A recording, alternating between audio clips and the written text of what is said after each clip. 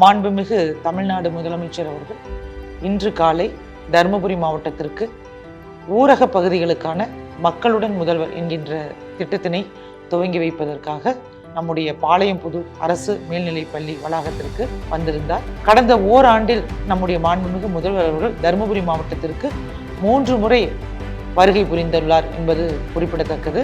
அதனைத் தொடர்ந்து ஊரக பகுதிகளுக்கான இந்த மக்களுடன் முதல்வர் திட்டம் இன்று சிறப்பாக நடைபெற்றது. நலத்திட்ட உதவிகள் வழங்கும் விழாவில் மாண்புமிகு முதல்வர் அவர்கள் நம்முடைய தருமபுரி மாவட்டத்தில் சுமார் 444 கோடி மதிப்பிலான முடிவுற்ற பணிகளை துவக்கி வைத்தும் அதன் பின்னிட்டு சுமார் 57 கோடி மதிப்பில் 2300க்கும் மேற்பட்ட பயனாளிகளுக்கு நலத்திட்ட உதவிகள் வழங்கியும் அதில் 13 மேடை பயனாளிகளுக்கு அவர்களுக்கான நலத்திட்டங்களையும் வழங்கினார்கள். அந்த நிகழ்ச்சியில் சுமார் 15 அறிவிப்புகள் நம்முடைய தருமபுரி மாவட்டத்திற்கென பிரத்யேகமாக அறிவிக்கப்பட்டது. அந்த வகையில் மாவட்ட நிர்வாகம் சார்பாக மாண்புமிகு முதல்வர் அவர்களுக்கு என்னுடைய மனமார்ந்த நன்றியினை தெரிவித்துக் கொள்கிறேன்.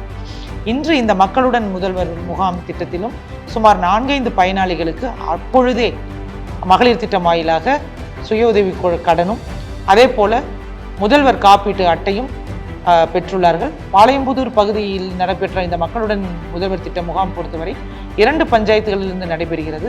பாளையம்புதூர் அண்டு மானியதள்ளி.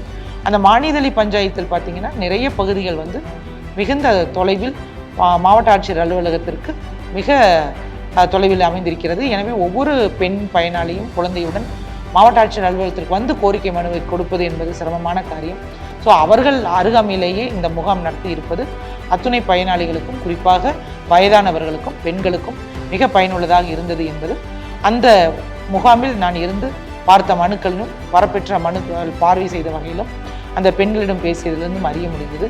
ஸோ இந்த வகையான திட்டங்கள் அளித்த மாண்புமிகு முதல்வர் அவர்களுக்கு என்னுடைய நன்றி.